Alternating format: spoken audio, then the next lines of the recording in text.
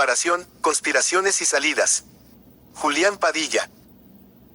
No es lo mismo actuar como un cuadro político, es decir, como un yesmen o adulador, para repetir como papagayos lo políticamente conveniente, que asumir una posición de juicio crítico, que intenta ser independiente, pues al final del camino, si tenemos autorrespeto, dependemos de nuestros propios paradigmas. Es que no solo la República Dominicana tuvo un fracaso con el sistema automatizado de votaciones venezolano, en las elecciones del 2020, sino que la misma fuerza del pueblo, llevó la voz cantante en todas sus denuncias internacionales, y solicitaron la intervención hasta del Papa para resolver este asunto.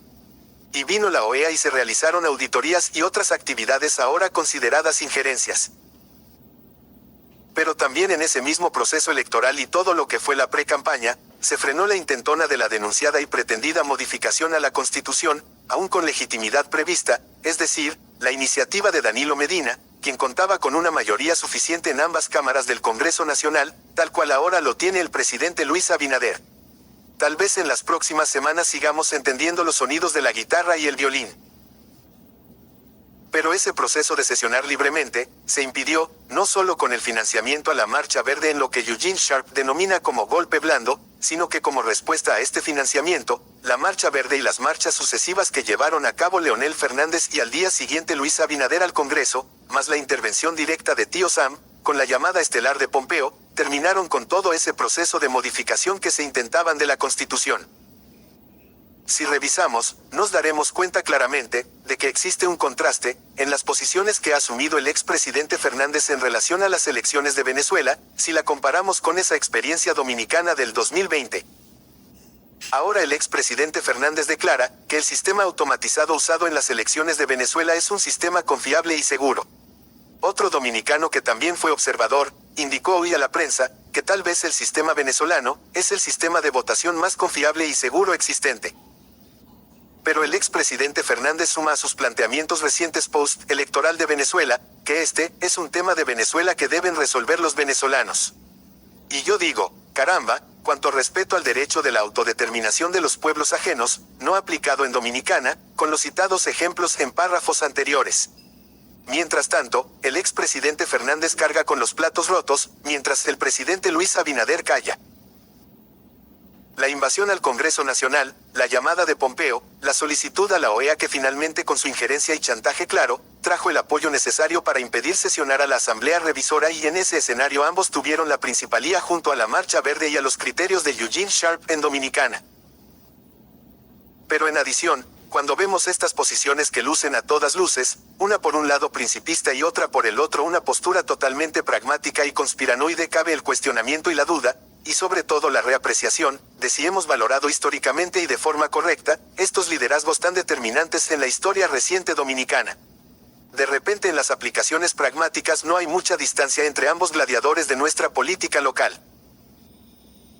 Con estas posiciones que podrían interpretarse como ambivalentes, ya que muestran inconsistencia ante los mismos principios postulados, queda en el ambiente político sensato y que se atreve a conceptualizar, un sabor que no es muy dulce, y una duda razonable, de si la Iglesia estuvo en manos de Lutero y si la misma, continúa en las mismas manos, con el sobrenombre de gestión del cambio. Podemos tener la creencia de la existencia o no de irregularidades, que pueden tipificar un fraude electoral en Venezuela. Pero con esa aseveración de contarse, tal vez con el sistema electoral más confiable y seguro del mundo, comenzamos a percibir bemoles, que sugieren que en el fondo, la lucha que se proyecta a nivel internacional, y que afecta sensiblemente a una Venezuela virtualmente dividida y polarizada, es una lucha más que electoral, ideológica.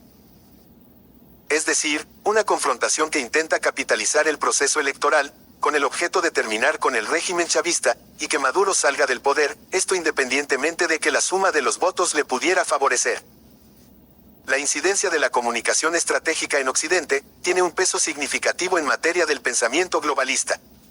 Sin embargo, a pesar de que se dice que la izquierda en el fondo es globalista, sorprende que figuras importantes del globalismo rechacen el resultado electoral, y se sumen a la idea, de que Nicolás Maduro acepte una derrota no declarada oficialmente, o que llame a nuevas elecciones. Dándole peso a estos comentarios, podemos ver cómo países de una ideología de izquierda, toman posiciones de defensa, y hasta felicitan a Nicolás Maduro por el anunciado triunfo, muy a pesar de las denuncias de fraude, que todo el mundo capitalista da como un hecho. mientras Rusia, China, México, Bolivia, Cuba y otros países de izquierda apoyan la victoria anunciada por la Comisión Electoral Nacional de Venezuela, Estados Unidos, Chile, Argentina, Perú, la Unión Europea, y otros países más, denuncian fraude y solicitan a la OEA su intervención para que se tomen acciones que esclarezcan los resultados del proceso. Aunque ya la OEA se adelantó sin realizar las auditorías y ya indicó a la comunidad internacional que hubo un fraude electoral y hasta personeros históricamente odiosos hoy plantean un sometimiento penal para la captura de Maduro por los heridos y muertos en las violentas protestas del pasado domingo. Cabe señalar que de una población electoral de 20 millones de inscritos, solo 10 millones votaron, y de estos según el CEN el 51% votó por la reelección de Nicolás Maduro, pero según el conteo de la oposición, el 70% votó por opositor Edmundo González. Deja una situación donde no luce existir una solución electoral matemática entre las partes y menos un acuerdo probable para la convivencia pacífica.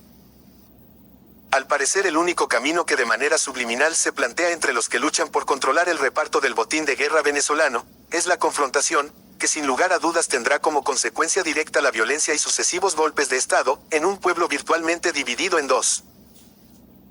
Visto así, la crisis política venezolana luce alcanzar niveles magnificados y leit la potencialidad realista de una violencia, donde los derechos ciudadanos no podrían ser respetados, lo que daría pie a la tosudez del gobierno de Maduro, de continuar gobernando aunque se le considere un gobierno de facto.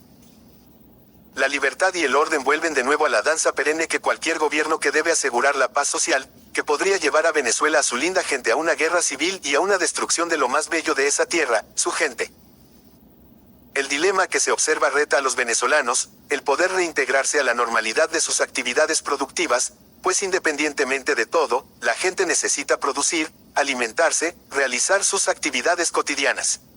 Y mientras tanto las calles se han mantenido asediadas por marchas, protestas, violencia y hasta muerte. Siendo tal vez salomónico, la única salida que vemos en este escenario actual, y ciertamente es solo incumbencia de los venezolanos, es un acuerdo negociado entre las partes y de ser necesario, la realización de un nuevo proceso electoral. Ese acuerdo, que sería el más lógico, implicaría el conteo de todos los votos vertidos en las urnas, no solo el cotejo de actas.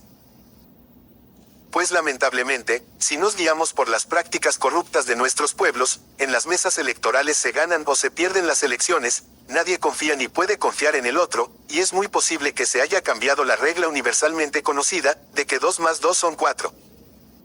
Las actas que son firmadas por personas, podrían prestarse a falsear el contenido de las mismas a cambio de algún emolumento. O los sistemas, si tuviesen alguna subrutina secreta, podrían imprimir o realizar modificaciones no controladas por los testigos y delegados. Por eso el cotejo de actas debe ir más allá de una simple verificación de firmas, sino, y en este caso particular, verificar si las actas que tiene en sus manos el Consejo Electoral Nacional son las mismas que dice tener la oposición, pues sería la única manera de que se pudiera hablar en el mismo idioma.